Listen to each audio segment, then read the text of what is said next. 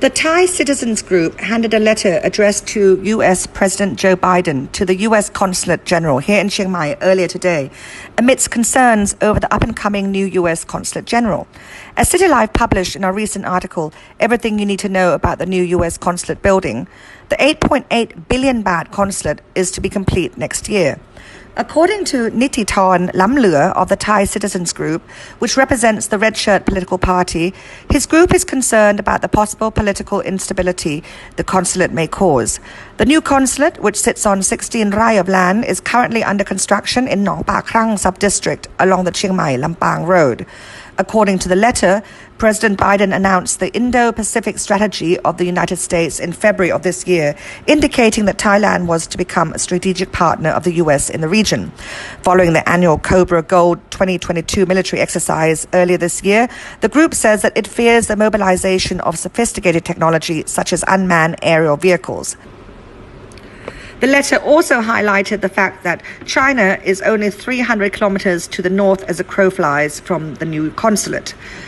The group says that U.S. is attempting to check China's expansion of power. However, according to the letter, Thailand has a very strong relationship with China, and if there's any instability caused by the consulate, then Chiang Mai, a major tourist destination in Thailand, could greatly suffer.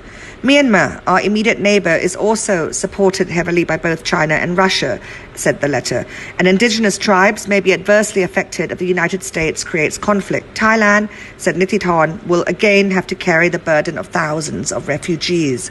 This is not some paranoid accusation, said Nititorn to CityNews. The U.S. Consulate General was founded 72 years ago, at the time used to disseminate news in support of China's Kuomintang army.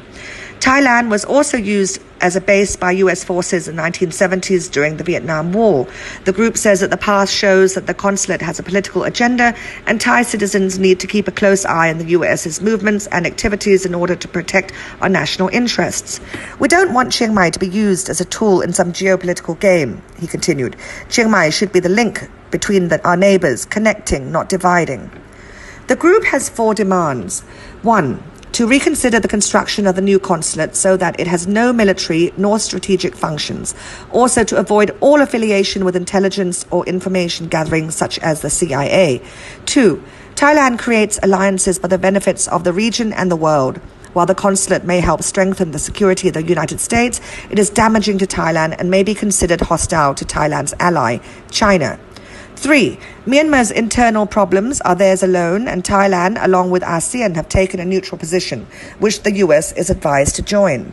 4.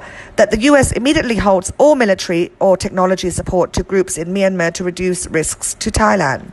Nititorn went on to say that he represents many groups in Chiang Mai who share the concerns of lack of transparency, as they have not been allowed to inspect the new consulate due to its diplomatic status, and are therefore rightly worried. Another man stood up and told CityNews that all shirt colors are to be put down over shared concerns. We do not want Chiang Mai to be a victim to geopolitical games, he said. We do not want to be anyone's tool.